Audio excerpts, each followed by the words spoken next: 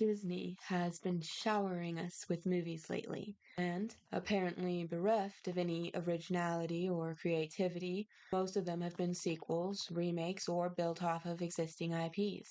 Over 2024 alone, we have had Inside Out 2, a sequel, Kingdom of the Planet of the Apes, a fourth installment in the rebooted franchise, Alien Romulus, a prequel, and most recently, Mufasa, the Lion King, which appears to be a bizarre prequel sequel hybrid, and that's setting aside the movies to be released in 2025, which include live action remakes of both Snow White and Lilo and Stitch, as well as another addition to the burnt out Marvel Universe with Captain America Brave New World. You have to admire their industry, if nothing else, and perhaps their dedication to digging themselves into the biggest hole they can. Rule 1 of holes, Disney. You find yourself in one, stop digging, but that would be too simple for them, I guess. While some of their upcoming projects have been greeted with, well, shall we say, a distinct lack of enthusiasm by the public, not all of Disney's projects have been met with derision. Over Thanksgiving weekend, for example, they released their highly anticipated Moana 2 to mostly positive reviews and a box office success of $252.2 million over its 5-day opening. Just as a heads up for those of you who care, there are going to be spoilers ahead, so feel free to take the necessary precautions if you haven't seen Moana 2 yet, but have plans to. The movie picks up 3 years after the end of the first film, and opens with Moana off on one of her adventures. She's looking for signs of other people like her own. By immense good fortune, Moana stumbles across a bit of broken pottery, which indicates that people had once inhabited the island. After she returns to her people with news of her discovery, Moana has a vision warning her that her people will go extinct if she doesn't find a way to raise the island Motufitu from below the ocean, which has been sunk by a malevolent god known as Nalo, in order to separate the various islands and people inhabiting them. Determined to save her people, whatever the cost, Moana asks a handful of friends to accompany her on her journey, and they set off to find the island. Along the way, they encounter the Kakamora, and after a quick skirmish, the two crews discover they are both looking for the same island and join forces. Unfortunately, after an attempt to sail past a giant clam goes awry, Moana and her crew are separated. While her friends meet and free Maui, who has been held captive by Matangi, a servant of Nalo, Moana has an encounter with Matangi and learns that the woman wishes to help her defeat Nalo for reasons of her own. After Maui, Moana, and the others are reunited, Moana opens a portal to the god's realm and they all go through. After an initial setback, the group discovers the area where Motufitu is hidden below the waves and hatch a plan wherein Maui will raise the island up and the humans will land on it, thus reversing Nalo's curse and restoring the island to its proper place. Unfortunately, this goes about as badly as it can. Maui is stripped of his powers and the humans are at the mercy of Nalo's vicious storm. However, Moana remembers a word of advice from Matangi and dives into the ocean. She places a hand on Motufitu, breaking the curse, just before a bolt of lightning strikes and kills her. Maui dives into the ocean to recover Moana's body and sings a chant which summons Moana's ancestors. They bring her back to life and grant her a new status as a demigoddess. Maui's powers are also returned to him, and once Moana is revived, he pulls the island out of the ocean, as they had planned. As the crew land on the island, and Moana comes to terms with what has happened, they see several boats, presumably adventurers from the other islands nearby, approaching. Moana leads the fleet back to her home island, and all ends well and happily. Overall, I found Moana 2 to be, well, not bad. It wasn't exactly good, but it definitely could have been much worse.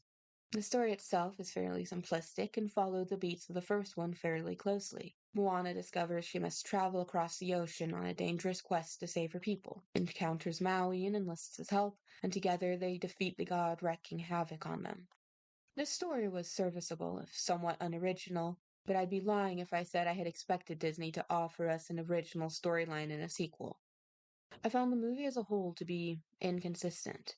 There were some parts that I quite liked and would have loved to see more of, but there were also many parts that felt grossly underdeveloped. The opening gambit and reason for Moana to set off on her adventure felt rushed to me and lacked the clear sense of urgency which was present in the first movie.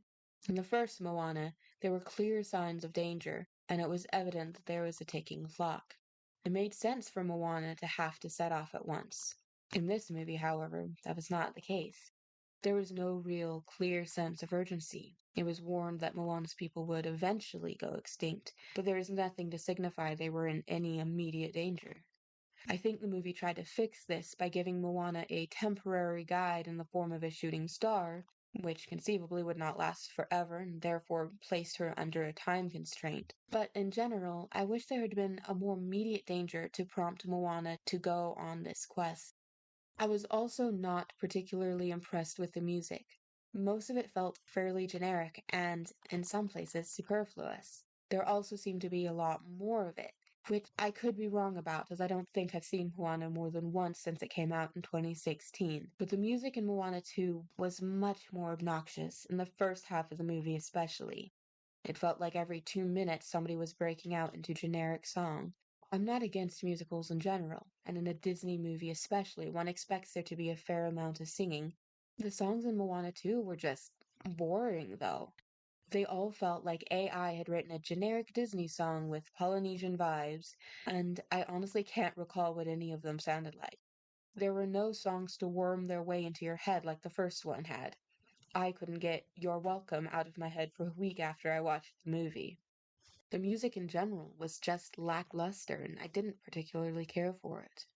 I was also extremely disappointed in the antagonist. The god Nala was evidently set up to be the villain, somewhat like Te Fiti in the first film, and I was looking forward to seeing him. He and Maui apparently had a long-standing feud between them, and he had a fearsome reputation. Everything was building up to a huge showdown, and nothing ever came of it.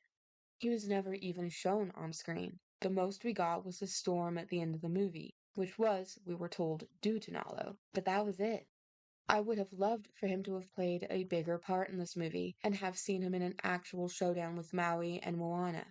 It's just not a satisfying payoff to be told how an off-screen character is a big bad villain and never see anything to back it up. Nala wasn't even a character in this movie, and quite frankly, it was a huge letdown. The dialogue I found to be something of a mixed bag. There were a few lines that got a chuckle out of me, while I found some of the others to be incredibly cringy. I'll be the first to admit that I have a pretty high tolerance for less than stellar dialogue, but even I have my limits, and I wish Disney's quality control was a bit better for this movie. There were a couple of aspects I really did like, though. One of these was the development of the characters. They all had grown in the time between the events of the first movie and this one. Moana was an established wayfinder. She was confident and capable, and looked up to by the others in her village. But she also matured to the point that in this story, she hesitates before leaving on her new adventure. She understands now that there is danger, and that she has responsibilities at home, including a younger sister who idolizes her. I thought the movie dealt with this very well. Sure, it was a little heavy-handed about it and had to spell it out, but I appreciated that they had allowed Moana to maintain the growth she had undergone from the first movie. Maui, too, was more mature than in the last movie, while not becoming an unrecognizable character, and I think this added to the depth of them both as characters. So, was Moana 2 worth a watch?